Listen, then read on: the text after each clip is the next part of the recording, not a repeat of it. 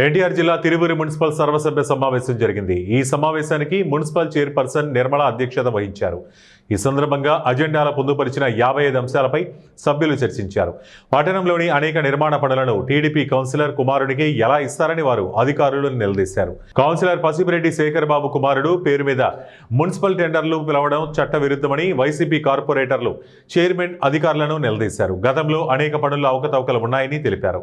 నిబంధనల ప్రకారం వచ్చిన సింగిల్ టెండర్ని ఆమోదించరాదని, అయినా నిబంధనలకు విరుద్ధంగా అవలంబిస్తున్నారన్నారు. అధికార పార్టీ ఇటీవల వచ్చిన నోటీసులను మున్సిపల్ చైర్పర్సన్కు వైసీపీ కౌన్సిలర్లు అందజేశారు. మున్సిపాలిటీ నిధులను దుర్వినియోగపరుస్తున్నారని, ఇష్టారాజ్యంగా ఖర్చు చేస్తున్నారని వారన్నారు.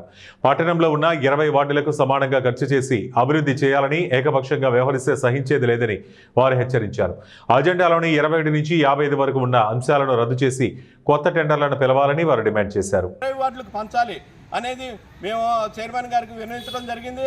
అదేవిధంగా ఈ మున్సిపాలిటీలో ఈ సాధారణ నిధులు విపరీతంగా ఖర్చు పెడుతున్నారు. ఆ ఖర్చు పెట్టడానికి అడ్డుకట్ట వేయాలి. రేపు రాబోయే కాలం విపత్తులకి ఈ సాధారణ నిధులే మనకి బలం కాబట్టి వాటిని జాగ్రత్తగా అమలు చేయాలి. చాలా జాగ్రత్తగా ఖర్చు పెట్టాలని మనం విన్నవించుకోవడం కూడా జరిగింది.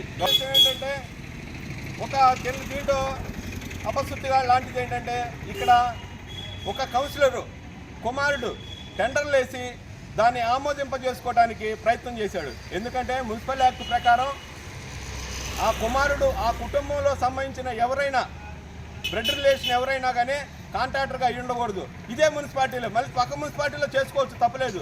కానీ ఈ మున్సిపాలిటీలో వాళ్ళ తండ్రి గారు ప్రాతినిధ్యం వహిస్తున్నాడు కాబట్టి కౌన్సిల్గా దీనిలో అతను చేయకూడదు. కానీ ఈ గారు దాన్ని ఎట్లా చేశాడో ఆయనకే తెలియాలి. దీని మీద కూడా మేము డీసెంట్ నోటీస్ ఇవ్వడం జరిగింది.